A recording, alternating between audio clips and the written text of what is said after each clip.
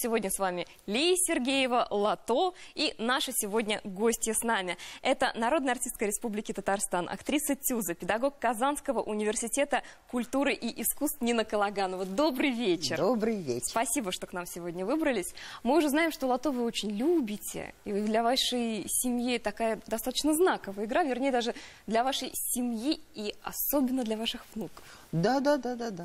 Лото, я Ванечку, внука своего, младшего, учила цифры. Вот он цифры через лото узнал, что вот это 23, вот это 7, понимаете? Мы играли в лото. Тогда у нас была дача, нам ее давали погасить. И Ванечка, мы там играли в лото. Каждый, ну не каждый вечер, но довольно часто. Давайте. А потом у друзей у нас дети, и тоже мы там собирались. Эти десятики собирали, копеечки по 10, чтобы потом... Копеечек сегодня не обещаем, давайте так на интерес. Давайте проверим легкость вашей руки по нашей уже традиции. Давайте. Лото это хорошо. Так, первый, интересно, будет счастливый или несчастливое число? Так, я думаю, что это 90. Да, это Значит, 90. Дедушка. Нету. Давайте 3 штучки вытащим, чтобы уж... Хорошо. О, 44. Это... Не зря вы сказали, что это ваше счастливое число. У меня, кстати, оно тоже есть. Это мое счастливое число. Мне так если много вы лет. сейчас еще и 11 вытащите. Да, Наша гостья сегодня сказала, что у нее 44 и 11 это любимые числа. Нет, не получится. 88. Ну, почти. Нет у вас так, 88? Есть, вы знаете, пожалуйста. у вас очень легкая рука. Вы знаете, Станиславский, вы точно в курсе, в свое время сказал, что для детей играть нужно так же, как для взрослых, только еще лучше. Вы, как актриса Тюза, как разделяете это мнение? Вы знаете, я разделяю это мнение целиком. Почему? Во-первых, я воспитывалась, и мы, пожалуй, в театре, нас 2 человека, которые не закончили, не имеют Казанскую школу. У нас Миша Меркушин в Нижнем Новгороде учился, да, и я училась. Мы с Сашей приехали сюда, мы учились в Саратове, Юрия Петровича Киселева. Это звезда, это, ну как, по теперешним меркам звезда, но это мастер именно тюзовского движения, потому что есть такая организация СИТЭШ. Это объединение детских театров всего мира. И он там был всегда в СИТЭШ. И, в общем, учились мы вот на детях. Поэтому у Юрия Петровича еще было интересно очень. У него было много травести. Травести – это маленькие актрисы, которые Сашка называл цветным горошком. Почему? Ну, потому что они маленькие, разные, такие хорошенькие. И бегают кругом под ногами. Цветной горошек. Да.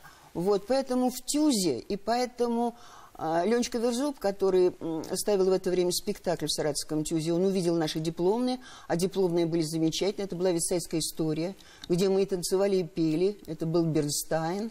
Вот. И второй был Розов «Вечно живые». Он видел наш спектакль, и когда я уезжала, и когда Саша ехал за мной в город Тильзит, в городской театр, я увозила его оттуда, такого знаменитого саратовского артиста, девочки плакали, школьницы, что любимого артиста я увожу. Вот, он сказал: ребятки, не хотите поближе? Хотите в Казань? Потому что он переезжал в Казань. И так мы попали в Казань. Нет, тогда мы ничего не звонили, мы писали письма. Мы написали письмо, мы приехали в Казань. Но главным был Феликс Григорьевич Григорьян. И мы как бы к нему приехали. А Ленечка был очередным режиссером. Ленечка Верзуб. Он теперь живет в Австралии. Далеко забрался. Далеко. Да, и тоже занимается театром, оказывается. Да, мы выяснили совсем недавно. Вот. Мы приехали, жили целый год прямо в Тюзе. Это где? А вот у нас там была комната, и не только мы одни. Еще художник театра жил в Тюзе. Это вот основное здание тюзовское, а напротив, значит, там так вход. И сейчас там есть вход. И там были комнаты, и вот нас туда привезли в эту комнату. Удобно, к работе близко. Да, потому что все было... Тогда мы были веселые, молодые. Премьеры все отмечали в театре, капустники, весело было, здорово. И все потом переносились к нам в комнату, потому что у нас все-таки была побольше комната. Такая автопати, как нынче принято говорить. Да, ночами были песни, барды, боже. Было замечательно, хорошее было время, очень хорошее время. Потом нам дали квартиру, квартиру нам не давали одним, там, значит, обязательно кого-нибудь подселяли. Но так мы жили с Володей Ильиным. Володя Ильин, знаменитый артист, наверное, все знают, даже не надо представлять, да? Вот, Володечка Ильин, слава богу, мы до сих пор дружим.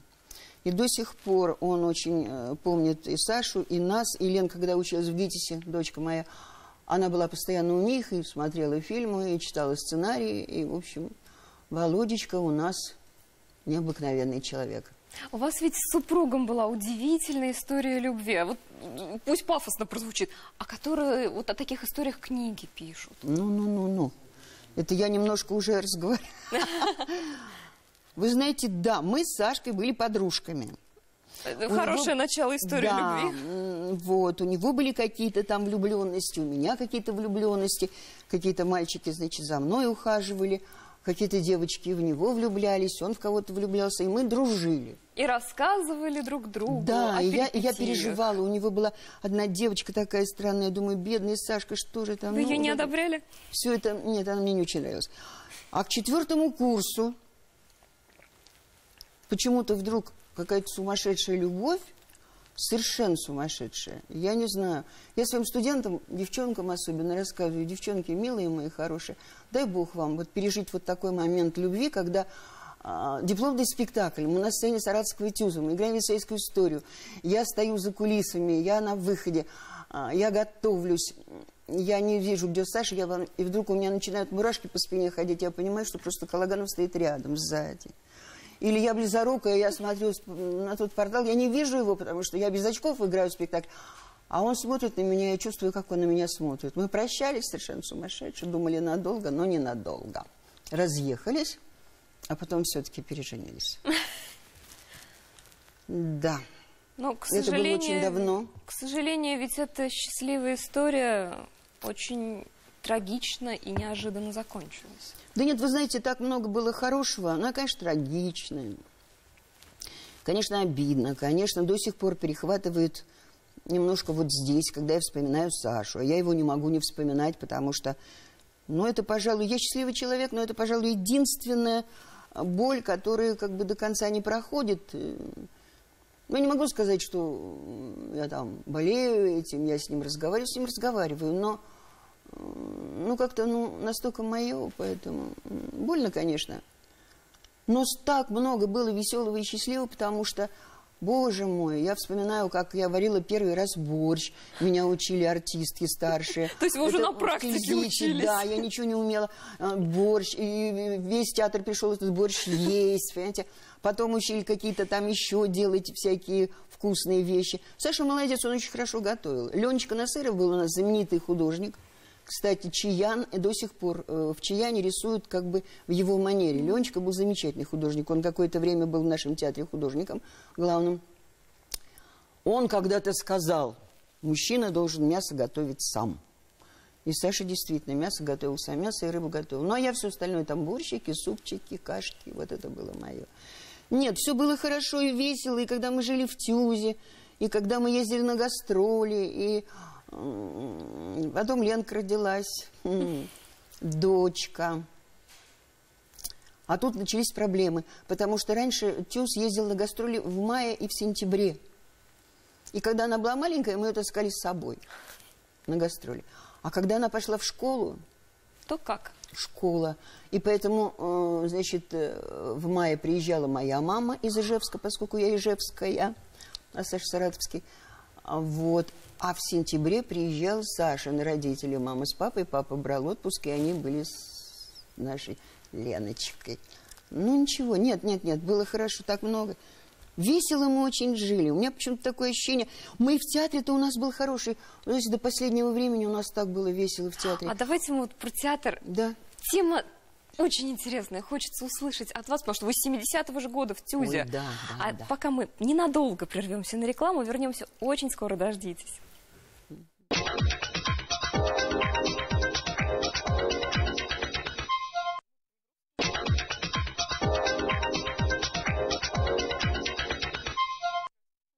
Игру так бывает. Снова мы с вами, снова эта вечерняя игра. Мы решили оправдать свое название, поиграть. 35? 35. Нет. Нету. Да. Я опять-таки оправдываю свое невезение в лото. Ну и ладно, и бог с ним. Про театр мы начали разговаривать до рекламы. Как было весело, дружно. Да.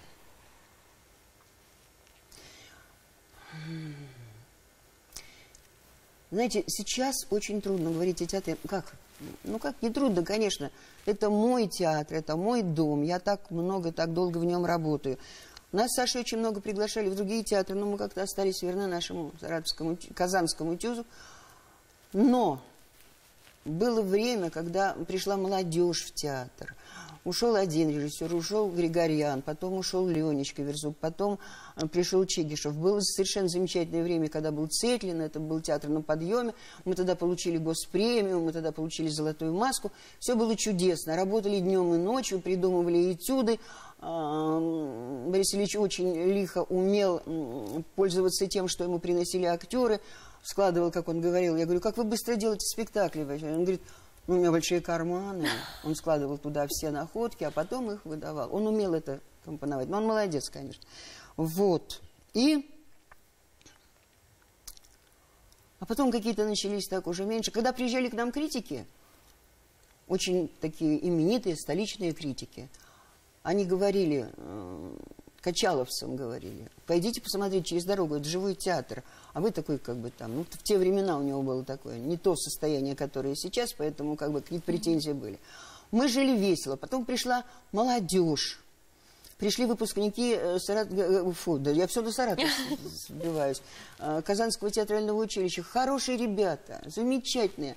Это и Леша Зильбер, и Курченков, и Эрик. Ой, господи, как их было. Такой хороший коллектив влился, и вот мы их приняли, и они нас приняли. Я болею за наш театр, я его люблю. Я люблю играть детям, я с удовольствием играю в сказки, я с удовольствием играю все, что мне доводится играть. Знаете, не только вы театр свой любите, ваш театр и ваши коллеги вас, как оказалось, тоже очень любят. Да, хоть вы говорите все не так просто, как хотелось бы. И у нас даже есть сюжет специально подготовленный. Мне интересно. Я ее знаю давно, в общем-то, почти, в общем-то, всю жизнь, как бы творческую, театральную, мы проработали бок о бок. То есть она замечательный партнер, актриса прекрасная просто, тонкая, умная актриса и чувствующая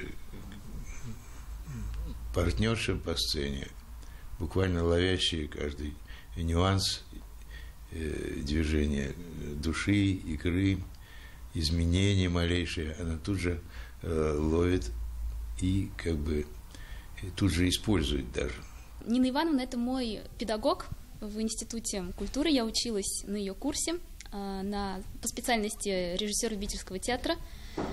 Нина Ивановна – это наша вторая мама, как мы все ее называли, просто замечательный, чудесный человек, очень теплый, отзывчивый. Она очень как бы требовательная, не любит, не терпит халтуры, как бы то ни было, фальши. Она сразу как бы это воспринимает и реагирует. Нина Ивановна всегда в любой ситуации придет на помощь, как бы обязательно обнимет, согреет, накормит, в общем, сделает все возможное, даже невозможное. Она продумывает, четко продумывает каждую деталь роли. У нее ничего не бывает случайного. Я хочу пожелать ей искриться счастьем, оставаться такой же, как она есть. Она таким же ребенком в душе оставаться всегда и непременно. И, конечно, пожелать ей много творчества, и что впереди было только у нее интересное. Интересное. Здоровье, да. Здоровье и как бы оставаться на плаву и быть полезным театру и искусству, которое она безумно любит. Ну как, коллеги, да. Точно вас описали? Ну, Саша говорит о партнерстве, да, вот мы играем с ним, играли сейчас, Саша не может играть очень простую историю, я играю там лошадь, это моя любимая роль, трагическая роль, я ее очень люблю, и я там люблю его, вот этого вот алкаша, вот я вот люблю, вот я вот ему там вот это все. Я все время его защищаю, понимаете. И я выстраивала роль свою именно на партнером. Сейчас мы играем с Ромой Ярыгиным. Он другой совершенно. И совершенно другой и ваша сосед. игра должна быть другой. Ну и моя, естественно, она корректируется. Естественно, потому что партнер другой. А с Сашкой я нашла свою роль до конца. То есть вот репетируя с ним, я нашла свою лошадь. Я ее очень... Это смешно, конечно. Вы знаете, это так смешно. Вот они говорят, дай Бог тебе там каких-то творческих. Я сейчас в ужасе, потому что я в театре, знаете, вот передача про меня, да, вот я здесь у вас, а я играю 2 роли в театре. Зато У какие? меня остались 2 роли. Я играю лошадь и играю свинью. То есть я всем говорю, ну, ребят, я по животным пошла. Я играю огромную свинью в кошкином доме, там, помните, у меня поросятки, у меня вот такой огромный костюм, я всегда мокрая из этого костюма выхожу, в шляпке там, на бикрень, потому что вот это я играю детям. И я люблю детишек, потому что мне хочется даже как-то, ну, вот, ну, не знаю, чтобы им нравилось. Одна наша художник по костюмам, Татьяна Михайловна Солодянкина, работала она у нас зав. Костюмерным цехом и была художником по костюмам в некоторых спектаклях. Она говорила, нет, ну, знаешь, мне нравишься, ты мне нравишься, ты работаешь очень честно. Вот, ну, никогда не халтуришь, ты никогда не позволяешь себе. Поэтому Сашка прав, когда я вижу, что кто-то вдруг, ну, откровенно, небрежно работает, меня это очень расстраивает. Но я, может быть, это чересчур, потому что я... Ну, как бы сказать, я, наверное, человек честолюбивый, я не люблю, когда плохо. А недовольство высказываете, когда вот расстраивает вас? Вы знаете, да, иногда говорю, и на меня даже обижаются. Жестко говорите? Ну, не жестко, жестко нельзя, артисты, там всякое бывает. Иногда случайно случается какая-то накладка. Но когда я вижу, что она повторяется, мне кажется, что тут уже надо подумать немножко, что ж ты делаешь на сцене. Ну, когда надо честно работать, во всяком случае. Вот так. Вот такая моя беда в театре, видите как? Но зато у меня есть компенсация, у меня студенты. И они интересные, они творческие, мне с ними интересно. Это лето я все время читала Чехова, потому что сейчас они мои... Слава богу, я не учу артистов. Я боюсь учить артистов. Почему? Вот меня спрашивали, мне даже предлагали... Я когда-то преподавала в театральном училище Казанском, но я оттуда ушла, потому что я настолько привыкла к творческой атмосфере Саратовского театрального училища, и наше отношение к педагогам и их к нам, что мне какие-то вещи очень были непонятны и не нравились. Вот. И я как-то была уже в таком замешательстве. Правда, за счет училища я училась в Ленинграде 2 месяца у Кацмана. Это просто потрясающая школа. Поэтому я потом и стала преподавать режиссуру, потому что его уроки не прошли даром.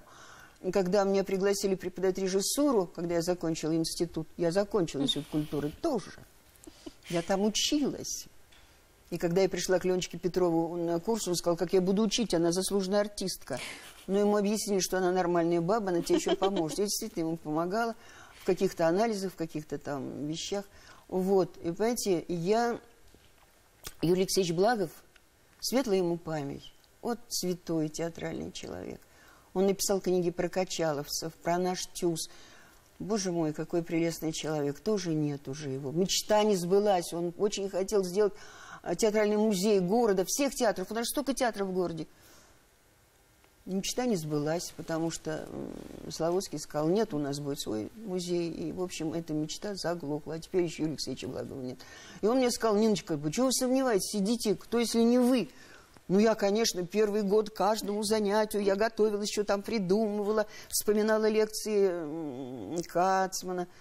Хороший был педагог. А с зачеткой кричали «Халява, приди», как все студенты делают? Нет. Почему? Халява. Это как?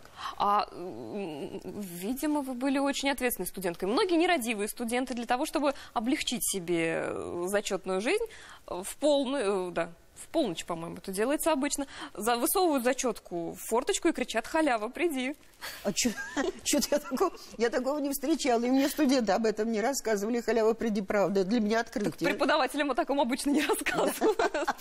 Ну, хорошо, я их спрошу обязательно. Вот сейчас у меня новые ребятки. Вы знаете, я очень люблю своих студентов-выпускников. И, видимо, у нас какая-то взаимная любовь, потому что для нас 27 марта, День театра, это святой день. Они все приходят ко мне с разных выпусков. Конечно, не все. Кто-то уехал, кто-то уже работает в театре, кто-то на телевидении. У вас на ТНВ Денис Силантьев работает, он «Черное озеро» ведет, я видела. Вообще очень хорошие ребятки, мы собираемся там. Я понимаю, что им тоже надо встретиться где-то. Ну, где встретиться, как не у меня, правда же? Знаете, то, что ваши студенты вас очень любят, это вот абсолютно не секрет, потому что мы ВКонтакте, когда к этой программе готовились, обнаружили группу, созданную вашими выпускниками и посвященную вам. Не каждый преподаватель такого удостаивается в нынешнее время. Я темный человек. Я со всей техникой такой на «вы». Мы вам покажем У ее. меня нет интернета. У меня телефон, который мне простой-простой, который мне подарили мои выпускники. Вот я умею посылать смс-ки, убирать оттуда. Вот это я умею говорить. У меня ничего такого нет. К сожалению, кстати. Потому что я понимаю, что мне нужно, конечно, освоить интернет. Потому что мальчишки, девчонки, мои студенты сейчас тут же, нам надо найти рассказ, они его тут же находят. И они мне читают. И мы какие-то там непонятные вещи, они тут же находят. Да. Я понимаю, что надо. Знаете, я чего боюсь? Я человек такой увлекающийся. Мне кажется, если я войду в этот интернет, я там ночами буду сидеть, мне будет все интересно. Не надо интернет. Это действительно очень увлекает. А вот этого я боюсь. А вот когда ваша дочь сказала, что «мама, а я ведь пойду по твоим стопам». Ой, это была целая история. Вы были против? Вы знаете, когда ребенок, в общем-то, брошенный, и когда два сумасшедших артиста помешаны на театре, и все разговоры о театре, конечно, должно было случиться. Но в театре она немножко выросла, но она, конечно, там была. Я помню однажды, когда она пошла в школу, я играю в спектакль, прихожу в гримерку, сидит моя Лена. Лена, мама, там стучали в дверь, я испугалась, она собрала свой портфель, и когда стук прекратился, она тихонечко вышла и прибежала в театр. Благо, мы живем недалеко, я живу на Татарстане, где книжный магазин, 13-й дом. И она пришла. И я ведь в это поверила. Говорю, вы знаете, кто-то стучал к нам в дом. И Ленка, знаете, что она? Она собрала свой портфель. Не что-нибудь, а портфель. Она прибежала в театр. Уже актерский талант у дочери уже тогда был. Когда она выросла, она мне сказала, мама, я все это придумала. Мне очень хотелось прийти в театр. И поэтому, понимаете, когда однажды мы шли после спектакля, мы жили еще в Ленинском районе, на Татарстане, и она смотрела такую пьесу «Рощина, девочка, где ты живешь», а там тоже была роль лошади, играла Пешкова, потрясающая актриса. И там такая лошадь, которая как бы сидит в ванне, ну такая вот пьеса.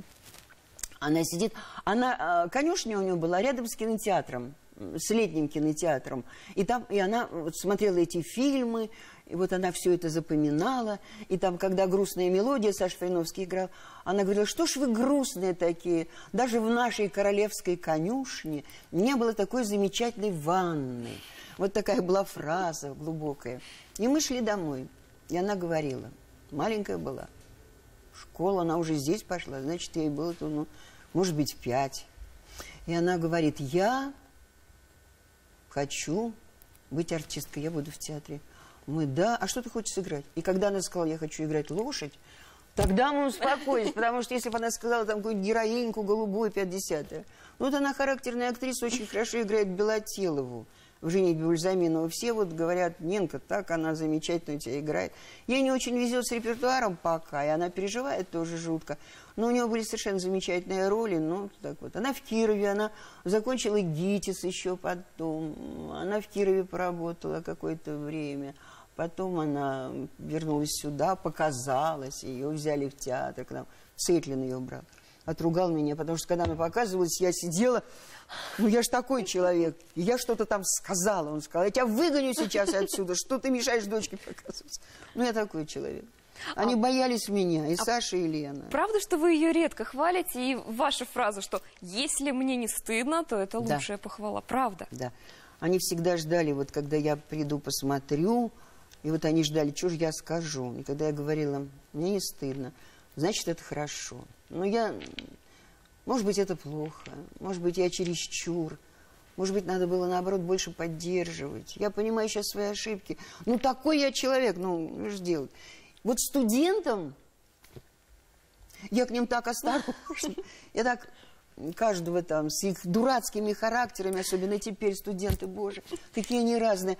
Вот набор от набора, ведь, да, у меня уже 5-й получается, они совсем другие. Я к этому мальчику подхода до сих пор найти не могу, потому что он очень талантливый, очень воспитанный, но он в чем-то настолько недовоспитан, я не знаю, как с ним иногда разговаривать. Он меня ставит в тупик, и мне говорят: Нина Ивановна, не обращайте внимания. А он говорит: Нина Ивановна, пожалуйста, стулом меня по голове. Я говорю: ну я же не могу тебя, Андрюша, стулом по голове. Нина Ивановна, ну я так думаю, я такой. Вот я, ну вот как с ними, я не знаю. Все равно хорошие. И с ними вот я и терпеливо, и мягко, и, наверное, даже чересчур мягко. А вот с дочкой я была довольно суровая. А внуки ваши пока не выказали желание тоже продолжить династию? По-моему, Лена их от этого уберегает. Почему-то она не хочет, чтобы они увлеклись театром. Но когда был проект «Школьная драма», Дашеньке было 14 лет, и она была в этом проекте, она написала пьесу. И эта пьеса была одной из лучших. Ну, то есть вот там было несколько отмечено пьес. Потом приехали режиссеры. Они работали с драматургами, и драматурги им помогали. И режиссер, я не помню, к сожалению, фамилию, московский режиссер, выбрал ее пьесу ставить. И она сидела рядом с ним, и актеры играли, и они поставили эту пьесу. И потом напечатали, им подарили печатный вариант, и все. И я думала, Дашка этим увлечется, потому что, в принципе, они развитые ребятки. Они хорошо говорят, они хорошо мыслят, они умницы, эмоциональные. И Дашка более такая сдержанная. Ванечка просто вот, ну... Ласточка моя, очень нежный мальчик. Лучше бы наоборот, правда? Ну, так вот получилось. Вот стебелечек такой. Вот. Ну, вот, понимаете, пока нет. Она говорит: я хочу языки, языки, языки. Ванечка пока вообще не определился. Он не бросил музыкальную школу, по-моему, только по одной причине. Вот на этой набережной стоит пианино. Мы с ним там часто ночами гуляли. Он подходил и начинал что-то играть. И зрители вокруг собирались и аплодировали. Вот, по-моему, поэтому, он только поэтому не бросил музыкальную школу. Понимаете? Он до сих пор учится в музыкальной школе, но я так надеюсь, скоро ее закончит. Но тоже там, музыкантом он не будет, это точно. Почему совершенно. же? Для себя, для себя, для себя. Не будет. Надо не так работать, не так заниматься, не так с детьми заниматься. Нет, нет, нет, у него не получится. Бабушка, похоже, тоже Дашка тоже строгая. закончила музыкалку, но она все-таки что-то понимает. И Ленка закончила музыкальную школу. Может, в этом беда, надо было ее на какую-нибудь хореографию отдавать или еще чего-то. Ну, она малюсенькая, когда была, Сашка же играл хорошо на гитаре и пел, и он начинает что-нибудь играть, и она так чисто пела, она подвывала, подпевала ему, совсем клопа была. Ну, год там ей был, что ли. И поэтому мы как бы отдали ее вот в музыкальную школу. Ну, закончила я, ну, к инструменту подходит, ну, я не могу сказать, что она больна инструментом. Она помогает детям учиться, вот это она помогает. Вот. Но слух, но когда нужно петь, она строит. Как это значит, не зря? Нет, это все не зря. Актеру все пригождается, актеру. Ну вот наши внуки, по-моему, ну как-то, я не знаю. Ну как знать, как знать. Может быть, лет через несколько вас снова будут ругать и говорить: сейчас выгоним из зала, не мешайте пьесу внучки прогонять. Может быть, может быть. Вы знаете, я бы очень хотела... Я в первом поколении актриса, у нас не было. Мама когда-то в самодеятельности играла какую-то непряху, она мне говорила, когда была там комсомолка или какой-то, не знаю, да. Они с папой смотрели спектакли, они мне рассказывали эти спектакли. А влюбилась я в театр по радио. Да, да, это да. как? А вот раньше была передача «Театр у микрофона». Она начиналась очень поздно, эта передача. Поздно-поздно. Может быть, в 11, может быть, около 12. У нас был такой замечательный репродуктор. У нас свой дом деревянный, до сих пор, кстати, жив. Там живет моя племянница и моя сестра. Вот он такой большой был, рижский репродуктор. Его можно было убавить и прибавить. Он висел в простенке, а внизу стояла швейная машина «Зингер» с металлическими ногами. Большая такая машина, мама портниха. Вы на нее залезали? Я на нее забиралась, когда они засыпали. Я тихонько включила это радио, я слушала. Я с тех пор помню «Грозу», я голоса Борисовой, голос Борисовой. Я узнаю до сих пор, кстати, голоса. актеров, потому что у меня вот как-то на это настроен слух. Я помню, там была пьеса «Хижина дяди Тома», это же Ку-клукс-клан, и там была такая металлическая музыка, звучала там. И только потом, когда я выросла, я поняла, что это дорожная Шостаковича, когда там вначале такой вот скрежет, а потом та-там, та-та-там, та-та-там, там, понимаете, вот такая задорная пьеса. А для меня вот эта вот мелодия с Ку-клукс-кланом. Поэтому я полюбила театр. Помните тот самый-самый первый радиоспектакль, который вы залезли на эту машинку швейную, включили, услышали и поняли, что влюбились? Я думала, «Гроза». Думаю, «Гроза». Катерину я сыграла потом. Судьба-то возвращается. Катерину я сыграла. Но с Катериной была целая история. А когда я пришла сюда, Феликс Григорьевич, значит, начал ставить «Грозу» и дал мне, значит, Катерину. Вот. И еще там, еще мой брат играет на кларнете роль, еще какой-то в спектакле какой-то, в общем, и у меня не стала получаться роль. Ну вот, знаете, я его настолько уважала, настолько он был для меня какой-то вот авторитет. Я, видимо, боялась что-то сделать не так, и что-то не так, как-то моя... Все немножко мучились поначалу. Потому что Сашка был назначен на Тихона, а Володька Ильин был на Кудряша назначен. В это время уже мы были друзья-друзья, они, привет, друзья, не разлей вода, потому что у нас открывалось в этой комнате, прямо в театре с утра, звучало, значит... Утро начинается с рассвета. Значит, Володя Ильин пришел. Сашка открывал двери и говорит: «Здравствуй, незнакомая страна». Вот это наш пароль. И вот мы когда... И у них тоже не получалось. И Феликс однажды мне говорит: «Феликс, можно мы махнемся ролями?» Он говорит: «Ну, давай». И вот они поменялись. Сашка, значит, стал играть Кудряша, а Володька стал играть Тихона. Давайте мы вот сейчас сохраним интригу. И как вот эта рокировка себя проявила уже на сцене, мы узнаем через парочку минут. Хорошо. Сразу после рекламы. Я только рада, интересно.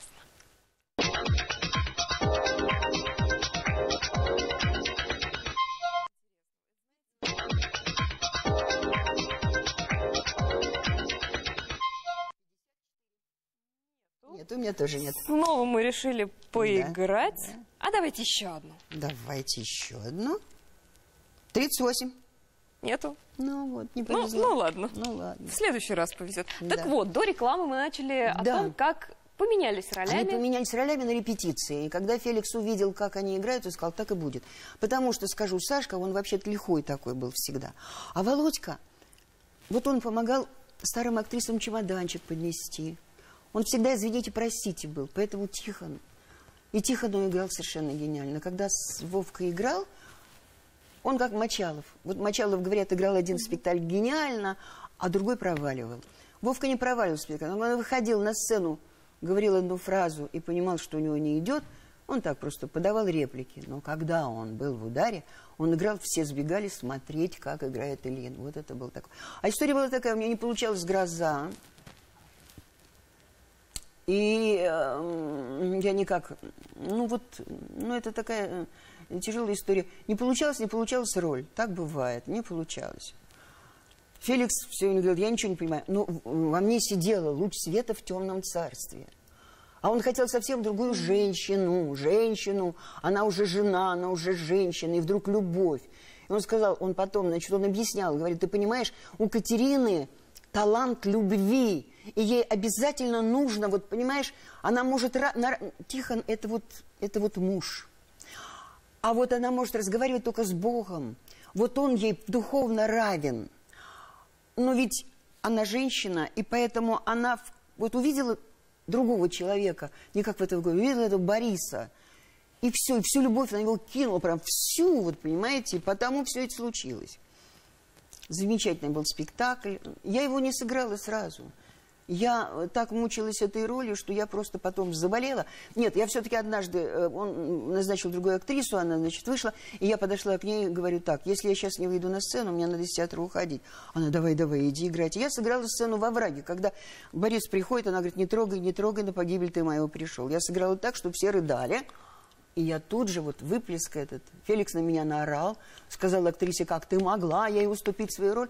И я заболела. У меня сразу заболело все.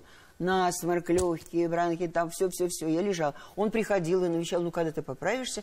Ну, я не поправилась, спектакль выпустили без меня. А тут я забеременела с горя. Я родила Ленку. И пришел мой черед. Он сказал, ну, ты теперь опыта набралась, ты теперь уже женщина, ты уже рожаешь женщина. Давай репетировать. И вот мы начали репетировать. И я сыграла Катерину.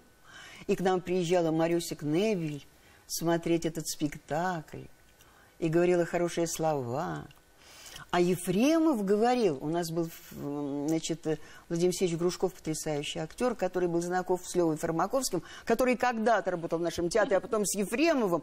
И он ему говорит, Ефремов говорит, какой-то, ну, чудак, скажем, в Казани грозу поставил, придется ехать смотреть. Но не приехал. Не приехал. Жаль. Да, жаль. И мы играли, с удовольствием играли, конечно. Но спектакль был по тем временам очень смелый. Очень. Потому что Катерина на сцене, если можно сказать, раздевалась. То есть она не раздевалась. Она была в белой рубашке, в белой юбочке. Так вот падала просто кофточка, падала юбочка, падала шаль. Вот такое было. Педагоги запретили школьникам водить на спектакль. А зрелище-то было завораживающее. Зрелище Но ведь не только театром ваш талант ограничен. Вы же у нас и в кино играете. И, кстати, сейчас для наших зрителей у нас как раз есть отрывочек одного из ваших фильмов «Акшашакляр». Да. Аксинья Алексеевна, вы ли это? Откуда? Какими судьбами?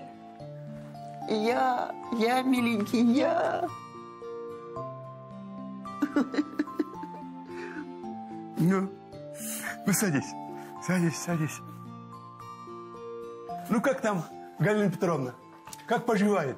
Ой, да заболела наша голубушка, заболела. Прямо на глазах сохнет. Потому-то я и тут. Наши врачи только руками разводят. Раньше она ни на что не жаловалась, а теперь ведь просто больно смотреть на нее. Как-то вечером сидит у окна, журнал рассматривает.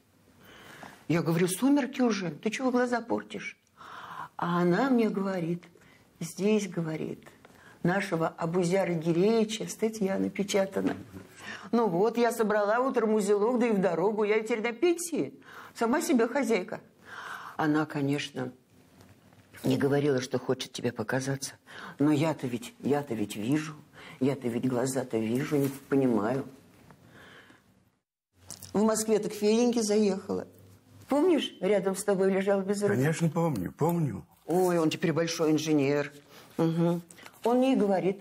Ты, говорит, адрес-то хоть знаешь? А я говорю, врач, человек мира. Мне, говорю, главное до Казани добраться. До Казани. Да. Ну как там в кино? Да. Ну так я же в «Неотложке» еще снималась. Помните, «Неотложка» был сериал? Поэтому и интересен опыт. Да вы знаете, а сейчас я очень много снимаюсь у студентов. У нас же теперь институт киновидеотворчества, факультет есть, да? Все дипломные фильмы. Все дипломные, все курсовые работы. Ну, им же нечем платить. Они, Нина Ивановна, и я там старушек, бабушек, соседок, еще кого-то.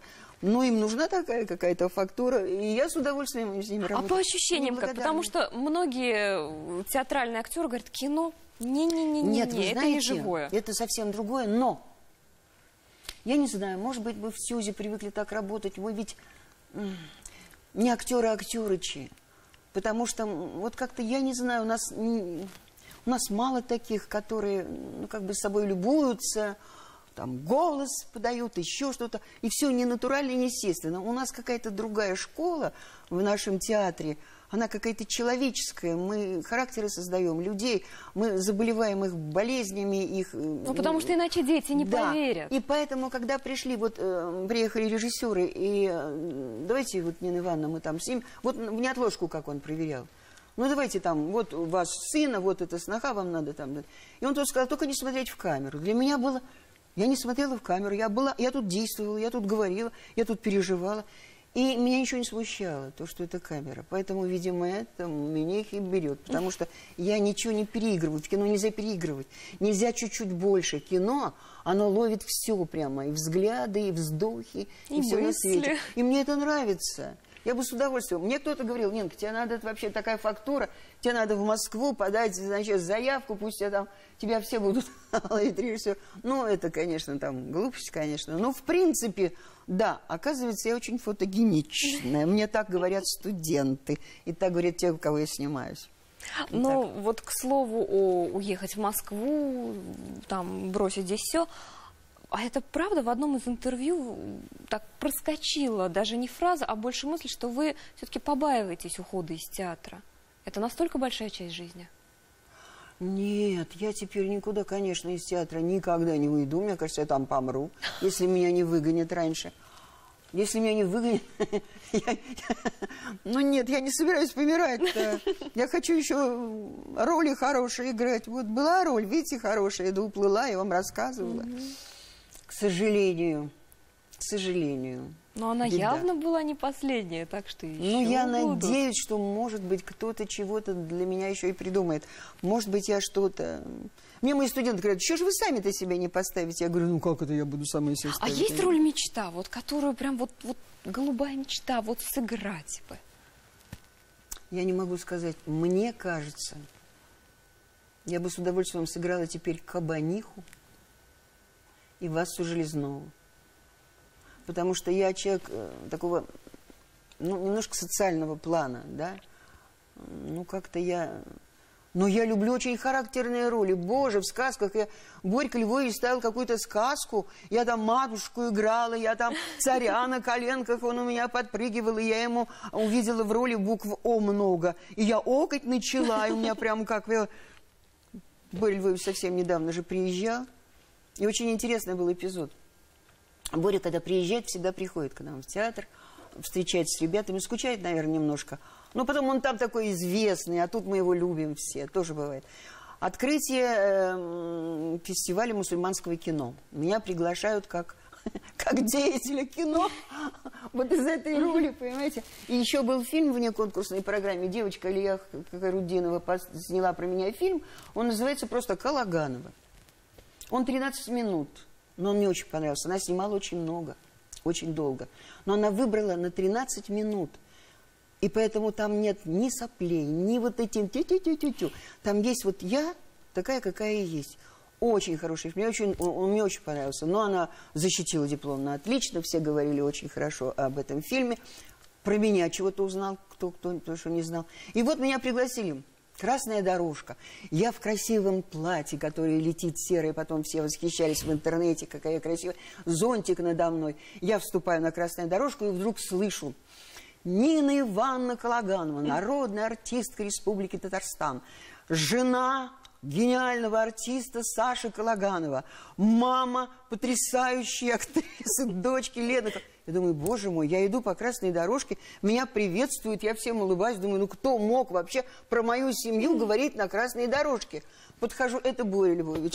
Оказывается, когда он увидел Калаганова, он же Ленку знает маленькую. Мы же жили даже недалеко, и дружили.